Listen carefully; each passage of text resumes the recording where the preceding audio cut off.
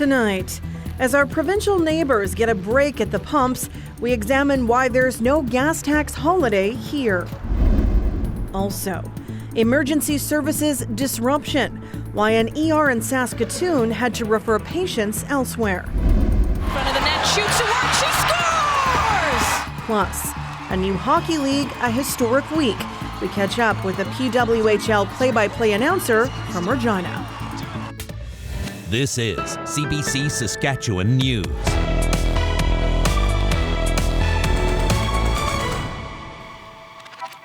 It is Wednesday, January 3rd, and the CBC Saskatchewan News starts right now. Good evening and thank you for watching. To remit or not to remit carbon tax on home heating seems to be a lingering dilemma for the province. And as Pratush Dayal reports, the government has yet to make a decision. Effective January the 1st, Sask Energy will stop collecting and submitting the carbon tax on natural gas. That was Premier Scott Moe last October announcing that Saskatchewan will stop remitting the carbon tax on home heating. But fast forward to this year. We haven't made a decision at this point. That won't happen until later in February. Duncan says the government will be remitting in January as the money has been collected in the December billing cycle. He says this month it will start to show up on people's bills as both a carbon tax as well as an offsetting credit from the province. When February rolls around, we will make a decision whether or not, as the government, we will be remitting a carbon tax. So we haven't made a final decision on that point. But carbon tax not being collected and possibly remitted would mean lower carbon tax rebates for households. And then we look at how much people get back from this rebate. And we actually find that it's almost 80% of the lowest income households are getting more money back than they spend on carbon pricing. In 2022, $426 million went to Ottawa from Saskatchewan in carbon pricing. Of that, a third, $175 million, came from Sask energy bills. A significant amount of money. If you reduce that by a third, we'll be getting these 33% lower rebates, if that's how this comes to be. Legal experts say the province just can't stop remitting carbon tax as the Supreme Court has already upheld that the federal government has the jurisdiction and the constitutional right to put a price on pollution, and the provinces need to adhere.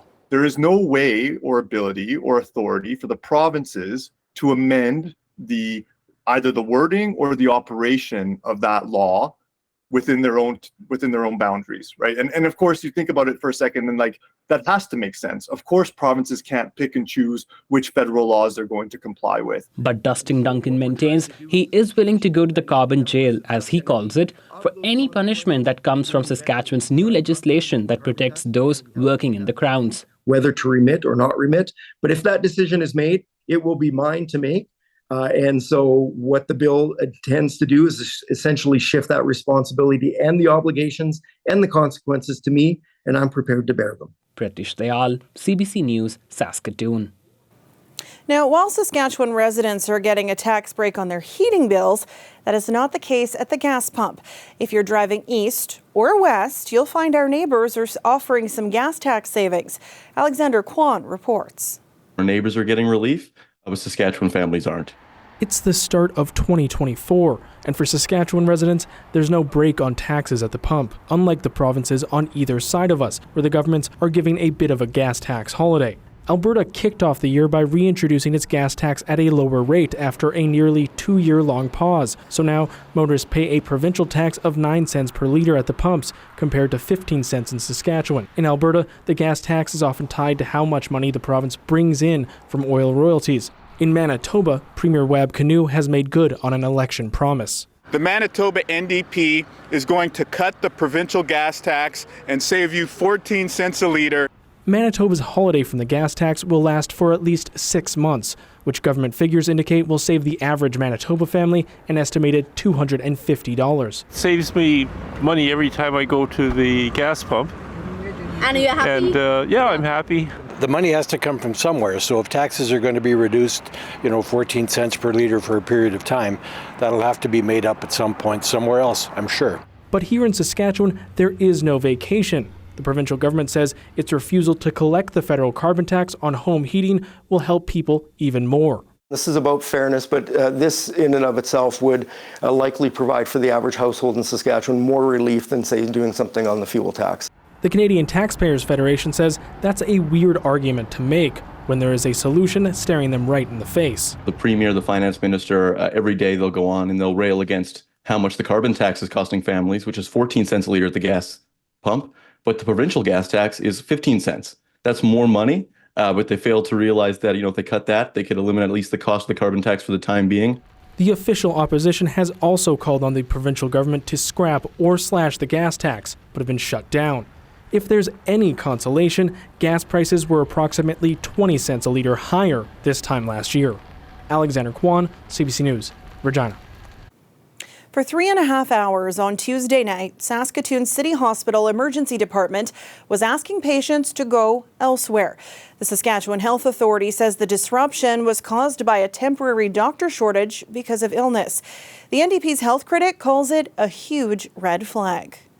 Vicky Mowat says the disruption exposes staffing and systemic challenges within Saskatchewan's healthcare system. The reduction in services happened between 5 and 8:30 p.m. The department is not 24 hours and does close each night at 8:30. During that time, a sign was posted at the entrance telling patients they'd be assessed and, if necessary, referred to Royal University or St. Paul's hospitals. Incredibly alarming to see these issues happening here in Saskatoon. We know that so many communities rely on Saskatoon care, and that these pressures existing in Saskatoon show that even our largest centre is having troubles with staffing. Mowat referred back to a recent Access to Information request that revealed 53 hospital closures under Scott Moe's leadership, making this the 54th. She's calling for immediate action to address retention strategies and recruitment.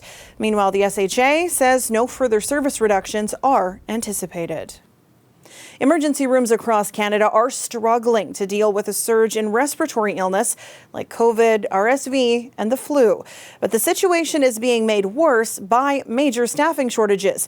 It's led to overflowing hospitals and long wait times. Lauren Pelly has more on that story. You're going to sleep right after, huh? Of course you are. While many Canadians relaxed over the holidays, Not too much. Joey Salmingo took his newborn to a crowded hospital with a fever. It took an hour just to see a triage nurse. Oh, I know. And it was 7 more hours until Salmingo's son was admitted to a bed. So as the hours just went by, obviously the frustration, the anger is setting in. Patients across the country keep facing those kinds of hours-long waits. In Quebec, provincial data shows dozens of hospital ERs are overflowing. And the average waiting time on a stretcher hit 18 hours by Tuesday afternoon. This is the worst the healthcare system has been ever. We're seeing patients in stretchers laying there for days on end. This nurse in Montreal says long waits are tied to ongoing staff shortages and pressure from the usual respiratory viruses, plus COVID as well. COVID is rampant throughout the hospitals, throughout every unit. At St. Michael's Hospital in Toronto, upwards of 10% of patients on the wards are COVID positive. It's often COVID intersecting with other illnesses and making people sick enough to end up in hospital.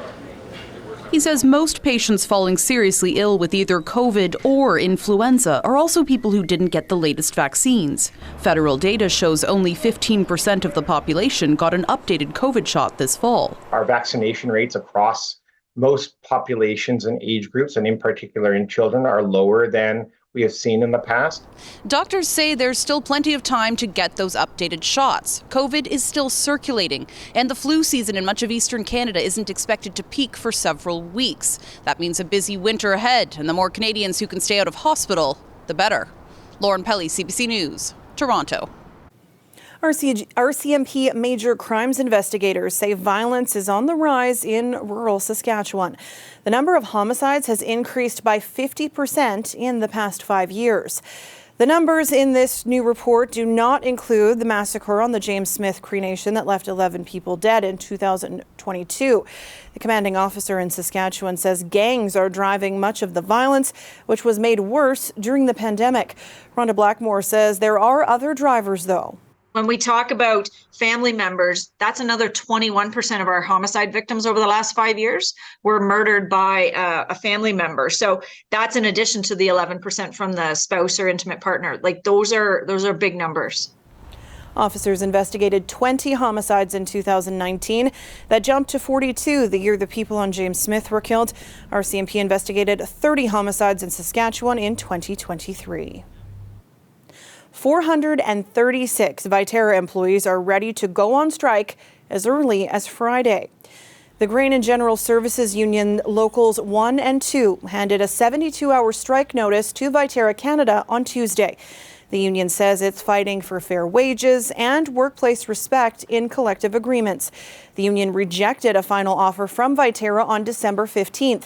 Negotiations between both parties resumed today, but the union says it won't give the company any longer if a deal is not reached by the end of the 72-hour notice.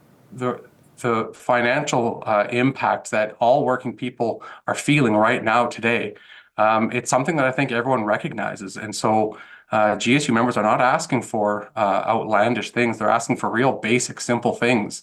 Just enough money to sort of cover the bills and help them get ahead a bit. And so it's, we're not asking for, like I said, something that's over the moon. It's quite reasonable. And I think it's something that all people deserve. In a statement, Viterra says if a deal is not reached, the company could consider a lockout. The company says it's optimistic that an agreement will be reached. The union will officially be in strike position on Friday at 2 p.m. Well, looks more like the start of fall or the end of spring in Saskatoon today. A bright sunny day with not a lot of snow to speak of. But if the forecast holds, that will change, and soon. Ethan will have more in weather after the break. Stay with us.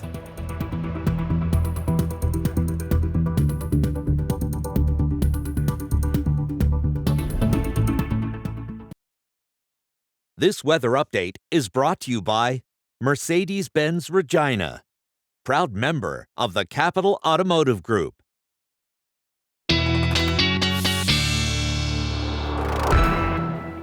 Welcome back. Our weather specialist, Ethan Williams, joins me now. I have to say, cold, but it was really nice to wake up to that snow falling this morning. Yeah, it was really beautiful in Regina and parts of the province. Rare, of course, this time of year. I almost switched into a warmer jacket today, but I held off maybe for a couple more days. But yeah, it was chillier today when you compare it to temperatures as of late, -5 to -10 through much of the southern half of the province. And temperatures starting to drop in the north, getting well into the minus double digits. Cold temperatures not the theme throughout the year, or at least when you look at the entire year. These are stats from Environment Canada on how much above average we were through the year. Most of us kind of in between 1/2 to 2 degrees. La Ronge, 2.2 degrees above average on the year, makes it the warmest year that you've had in 56 years of record keeping there. Of course, a very dry year as well. These first 4 locations that you see here having the second or third driest year on record. Barely over half of what you normally get in the Battlefords, Moose Jaw, and Yorkton when we look at 2023. Even La Ronge, 81% of what you normally see. That still puts you at the third driest on record. The only bright spot, Meadow Lake, getting close to what you normally get, but that was really the only station with any positive news on the drought front. And there's not much in the way of moisture, but there is a little bit of activity expected for pretty much all of the province as we head over these next few days here. This system that we've been watching for a couple of days still expected to slide through northern Saskatchewan, likely through tonight, but that should clear pretty quickly as we head into tomorrow. Still going to be a mostly cloudy day in the north, but as that moves away, south and central, we'll start to see the sun come back out and our temperatures likely bump up a little bit as well. And then it's our turn to get a little bit of moisture. Again, I think the north going to be impacted by this next little system moving through. This is probably early Friday morning, and then through the day Friday, that system moves southeast, and we see that snow continue to move through. Again, should be mostly out of the way by the time we hit early Saturday, but some of us will be left with some lingering cloud cover. So first system moving through tonight for the north, generally 2 to 4 centimeters. These amounts may be a little bit high in eastern sections. We could locally see around 5 centimeters further closer to the Alberta border. Second system adding on maybe another 2 to 4 centimeters to that, rounding out close to 10 in some spots. La Loche over to the south end area. South and Central, these numbers have come down a little bit compared to just yesterday, especially in West Central Saskatchewan, but there are still pockets here where we could maybe see up to 5 centimeters by the time we get through Friday and even into the early morning hours of Saturday. There still could be a little bit of snow. So the extended forecast for Regina showing that we are seeing that nice warm up tomorrow, some clearing skies. I've been pretty conservative on the amounts of snow here for Regina, probably about 1 to 3 centimeters right now as our temperature drops into Friday. And then again, those more seasonal conditions as we head through the weekend and into the beginning of next week. And Wednesday, keeping an eye there as there could be some snow, maybe some more significant snow then, but that's still a little bit of a ways away. Saskatoon, similar conditions tomorrow at -3. I'll put you at 2 to 4 centimeters right now. Dropping temperatures as we continue through the rest of the week. Some of the coldest air of the fall and winter on its way, Sam. Look at all those snowflakes. Oh, I know. Yeah, it's nice actually to see that. Very much so. Thanks, Ethan. You bet. They're on their way. Sorry, it's very quick. London Zoo is kicking off the new year by taking stock of all the animals in its care. There are those who line up quietly for the annual head count, but it's hard to expect creatures of all stripes to behave. And while some other striped creatures stay curious, there were some head-scratching moments too. London is home to more than 300 different species, all adding up to about 14,000 residents. We'll be back after the break.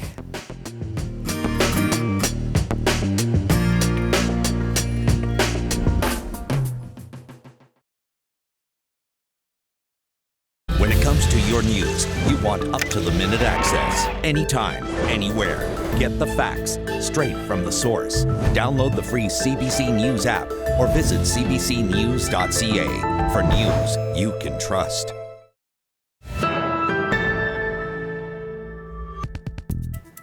Welcome back. The Professional Women's Hockey League is off to an impressive start. Ottawa's TD Place was filled with more than 8,000 roaring fans last night, setting a North American attendance record for professional women's hockey. Front of the net, shoots to work, she scores! That was Anne-Sophie Bataille scoring the deciding goal for Montreal last night, just 64 seconds into overtime. A dramatic finish to the inaugural game for both Montreal and Ottawa in the new PWHL. Montreal took the game 3-2, but it's not just the women on the ice making history, so is the all-female broadcast team. Joining me now is one of the PWHL play-by-play announcers who just moved to Toronto from Regina and took this job, Daniela Ponticelli. Thanks for being here. Thanks so much for having me, Sam. So first of all, tell us about the first game this week. Did you have a chance to soak it in the moment, or was it a mad blur? Well, first of all, I got to call alongside the Cheryl Pounder, so that was already a pinch me moment. And because I got to work alongside her, and for her, she always called it her impossible dream to see this day happen. It is possible. It was there. So being able to actually share that with her helped me pause a little bit and take in that moment, because that's what they always tell you, like, just take a beat and look around and soak it in. So again, I'm just beyond honored that I was there. Of course, it was a sold out crowd, and that sellout was quite quick when the tickets went on sale. So it was one of those things where if I didn't have the seat that I had, I would have never been able to witness that in person.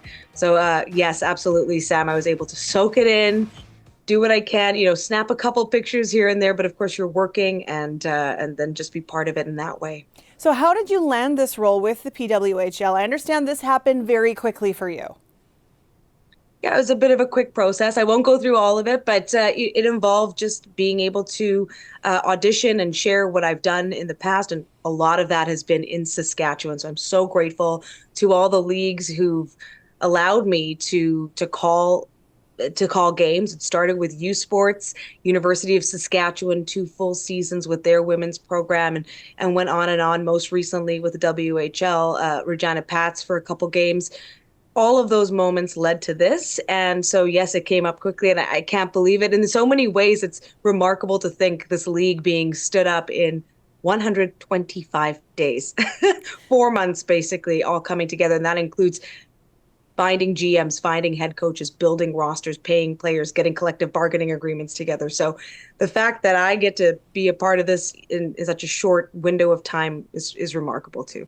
You are starting from scratch with this league. Like, yes, these women are talented athletes, but the stats and the figures about them are not as well known as their male counterparts. So how did you prep for this?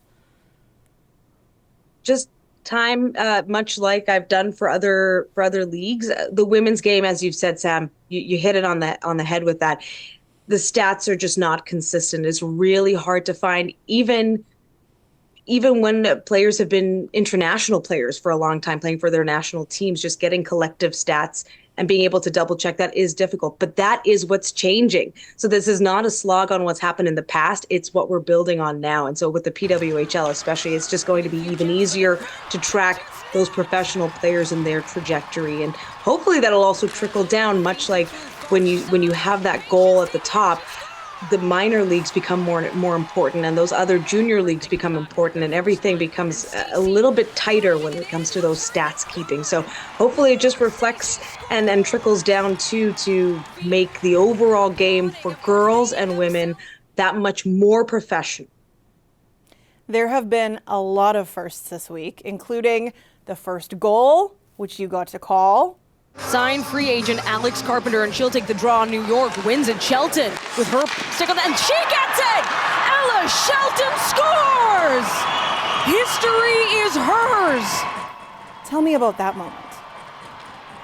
The first goal of the professional women's You just need a moment to think about it. It was one of the moments that weighed on me the most heading into the game, because you know what's going to happen, right? There has to be a winner in this game, and that's going to mean a goal. And I thought about what I wanted to say and, wrote down a couple options. I think I'm going to need to save that piece of random note paper I had. So I was writing those options down on the train, and I had gone through so many in my head.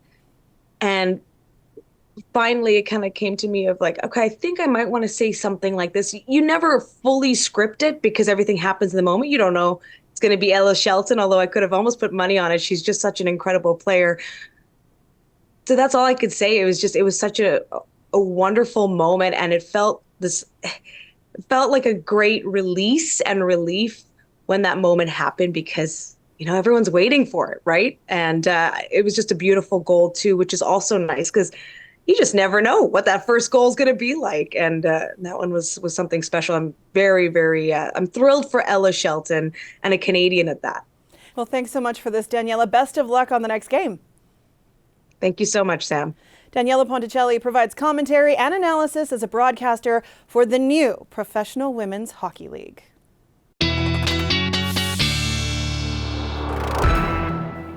And Ethan's back with one last look at your weather. Might be cold enough for some girls to get out on the rinks. Yeah, definitely. And hey, great to see Daniela. Congratulations to her doing that out there. And the temperature in Regina, yeah, we're looking for things dropping down to around -10 at midnight. A little bit of a wind picking up as well. And we've seen the cloud cover in Regina today. That likely going to stick around through the overnight till we get to the morning hours tomorrow as you head out on your way to work or well, kids, some of them not back to school quite yet.